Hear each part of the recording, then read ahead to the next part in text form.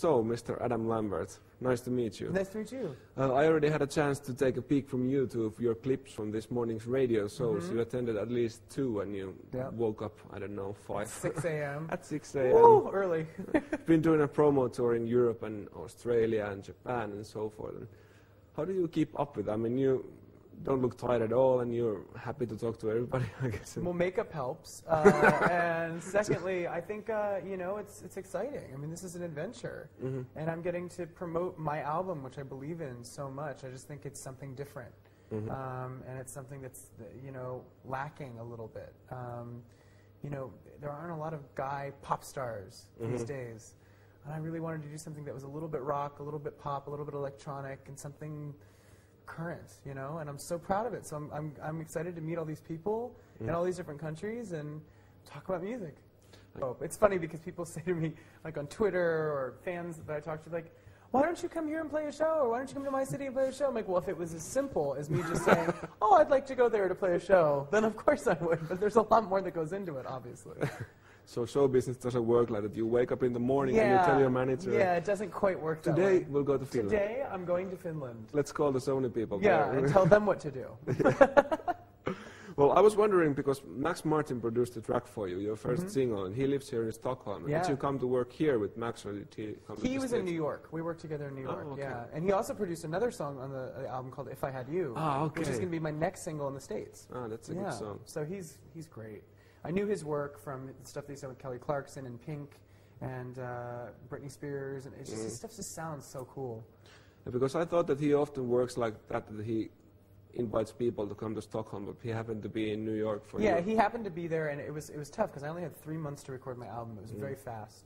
And so I was on tour, actually, and that's why I was able to go to New York and meet up with him. We were on the East Coast, the tour for American Idol. Yeah. Hopefully in the future, maybe the next album, maybe I'll do more with Max, and maybe I can come over here.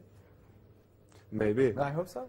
I think it's a sign of a certain success when your fans come up with a name for themselves. Like your fans call themselves Glamberts, and the Finnish fans are Finberts or something. But who first came up with the word Glambert? Was it you or just some It wasn't me. I don't know who it was. It came on early, though, in the Idol competition. I just heard about it, and I think the press started running with it. It's a good nickname, I think. It suits me. Yeah. Glambert. Yeah, it works. And the Glamberts and the Finberts. I've always wondered about this because there's a lot of artists who sell a lot of records, but still their fans are not like passionate like your. Obviously, you've sold a lot of records too. But anyways, what do you think is the factor that makes some artists the way people? I've been trying to figure that out too. I don't really know what it is. I don't know. Because it's true, my fans are so enthusiastic and loyal and dedicated and just passionate. Yeah. I don't know, maybe it's because I'm different, maybe. I don't know, maybe it's because I'm doing something that's not as common. Maybe because I'm not playing it safe. And maybe that inspires a certain amount of passion. I don't know, that's my guess. You already mentioned your next single, If I Had You. You sing in the pre-chorus part, I guess, there's a thin line between the dark side and the light side tonight, baby. But what's on the dark side of Mr. Adam Lambert? I don't know. I think my dark side is, you know, I can be very hard on myself. I can be very serious about everything and get stressed out. I mean, that's my dark side, is that I'm like overthinking? Stressed, overthinking and stressed out and all that. But my light side is a lot more powerful than my dark side. Light side is winning. Yeah, it's definitely winning. You attended this festival called Burning Man. And I only found the homepage. It wasn't. People go into the Nevada desert and they do art. It's like an art festival. There's music. It's like a big party. It's like Woodstock meets a big old rave meets the Louvre. How's that? The homepage really made me want to attend the party. It's fascinating, and the pictures don't do it justice. I mean, it's basically like a social experiment. It's like a utopian society for 1 week. And it's mapped out, and over, you know, I think it was, what did they have, like 70,000 people? No, I think it's bigger than that. It's huge, whatever it is. It's thousands and thousands of people. It becomes the second largest city in Nevada for 1 week. And then everybody leaves, and there's nothing left. It's crazy. So it's all camping, parties, costumes. People have to ride their bikes around. but it's the most free society, and everybody there is positive and just loving each other, and it's like something that doesn't really exist in real life, and that's what makes it so beautiful. That's a travel tip by you, definitely. Yeah. And I went 3 years in a row, and it just changed my outlook on everything. I was like, you know what?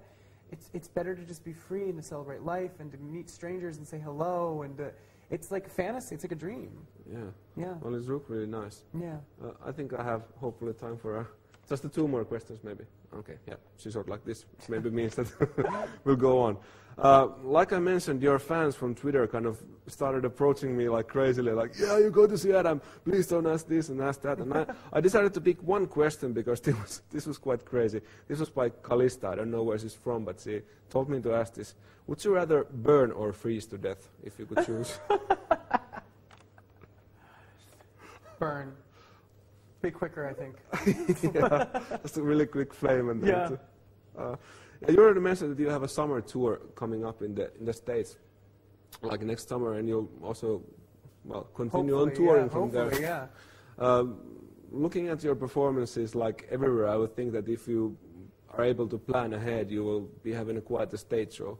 But in the Fantasyland, you have a budget, no limitations. Right. What would you do? If I had no budgetary limitations, everything. Whatsoever. I would do everything. I'd want to fly. I'd want smoke. I'd want water on stage. I'd want dancers. I'd want 12 dancers. I'd want a full band. I'd want fireworks, lasers, 3D glasses for the audience for the numbers. I'd want I don't even know. I'd want a treadmill on stage. For yourself? Or? I'd want a bar for me and for each individual audience member. I'd want the seats to be all massage chairs. I don't know.